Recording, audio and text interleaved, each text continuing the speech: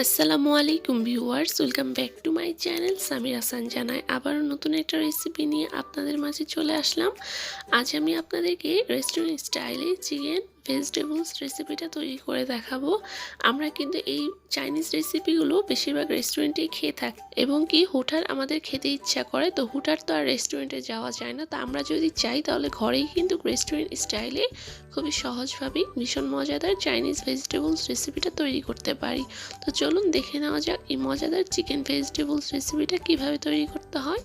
তো এখানে আমি 400 গ্রাম চিকেন ব্রেস্ট নিয়েছি, আর এখানে আমি চিকেনগুলোকে এভাবে পাতলা পাতলা করে একটু লম্বা করে কেটে নিয়েছি। যেহেতু চাইনিজ রেসিপিটা সবজিটা লম্বা করে কাটা থাকে, তাই তো আমি ওই সবজির অনুযায়ী চিকেনটা এখানে কেটে নিয়েছি। তবে আপনার পছন্দ কেটে নিতে পারেন। তো এখানে আমি দিয়ে দিলাম 1 চামচ রসুন বাটা, 1 চামচ আদার গুঁড়া। আমি এখানে গুঁড়াটা ব্যবহার করেছি আদার, আপনারা চাইলে পেস্টও ব্যবহার করতে পারেন। আরও দিয়ে দিলাম স্বাদ মতো লবণ, দিয়ে দিলাম 1/2 চামচ কালো গোলমরিচের গুঁড়া। তবে এখানে আমি কালো গোলমরিচের গুঁড়া দিয়েছি, আপনারা চাইলে সাদা গোলমরিচের গুঁড়াও দিতে পারেন। তো এখন হচ্ছে আমি চিকেনটাকে মিক্সড করে নিব, আর মিক্সড করা হয়ে গেলে আমি এটাকে সঙ্গে সঙ্গে চলে যাব রান্নার জন্য। তবে আপনারা চাইলে এটাকে 30 মিনিটের মতো ম্যারিনেটে রাখতে পারেন।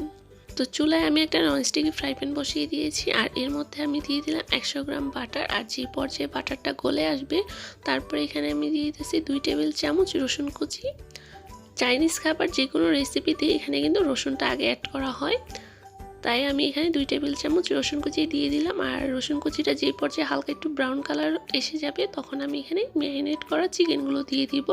অবশ্যই রসুনগুলোকে হালকা গোল্ডেন কালার আসলে দিয়ে দিতে হবে, একেবারে কালো করা যাবে না কিংবা বেশি লাল করা যাবে না, এতে করে রসুনের যে ফ্লেভারটা আছে এটা নষ্ট হয়ে যাবে আর ভেজিটেবলসটা খেতেও ভালো লাগবে না। তো এখানে আমি 2-3 মিনিট চিকেনটাকে ভেজে নিব, আর যে পর্যায়ে চিকেনটা হালকা একটু লালচে কালার হয়ে যাবে, ওই পর্যায়ে এখানে আমি কেটে রাখা সবজিগুলো দিয়ে দিব। এখানে আমি 1 কাপ গাজর দিয়ে দিলাম, আর 1 কাপ টিপ করে রাখা পেঁয়াজ দিয়ে দিলাম।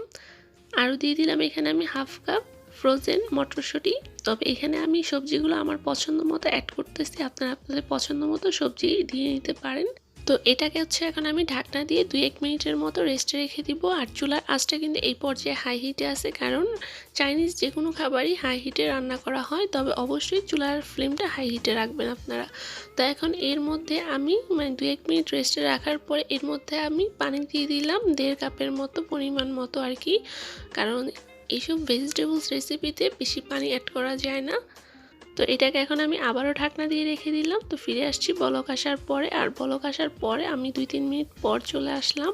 তো এই তো সবজিগুলো এখানে যখন হালকা সিদ্ধ হয়ে যাবে, তারপর এখানে বাকি সবজিগুলো অ্যাড করে নিতে হবে।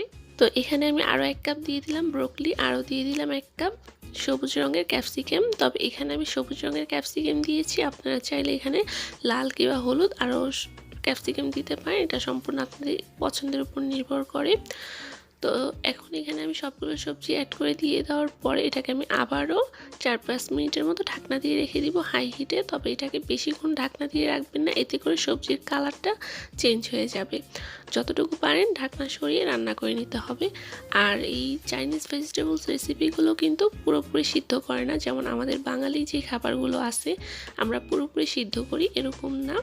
আপনার চাইনিজ খাবারের সবজিগুলো একটু আস্তে আস্তে থাকে। তো এখন আমি নামানোর সময় হয়ে গেছে, তার আগে আমি এখানে স্বাদ মতো দিয়ে দিলাম লবণ, কারণ আমি চিকেনটাকে ম্যারিনেট করেছিলাম, এর আগে আমি কোনো লবণ দিইনি। তো এখন নামানোর আগে আমি এর মধ্যে লবণ প্রয়োজন ছিল, তাই দিয়ে দিলাম। তো এখানে আমি লবণ দিয়ে দিলাম স্বাদ, আরও দিয়ে দিলাম এখানে আমি 1 টেবিল চামচ সয়া সস, 1 টেবিল চামচ ওয়েস্টার সস, 1 চা চামচ কালো গোলমরিচের গুঁড়া, 1 টেবিল চামচ চিনি। তো এই পর্যায়ে আমি সবজিগুলোকে আবারও মশলার সাথে মিক্সড করে নিব। আর এখানে আমি আগে থাকতেই 2 টেবিল চামচ কর্নফ্লাওয়ার ঠান্ডা পানিতে ভিজিয়ে রেখেছিলাম, আর দেওয়ার আগে অবশ্যই একটু চামচ দিয়ে নেড়ে দিয়ে দিতে হবে, কারণ কর্নফ্লাওয়ারগুলো নিচে জমাট বেঁধে থাকে। আর কর্নফ্লাওয়ারটা দেওয়ার পরেও আমি আবারও ভালোভাবে নেড়ে দিতেছি, আর দেখুন এর ঝোলটা কিন্তু গাঢ় হয়ে যাইতেছে।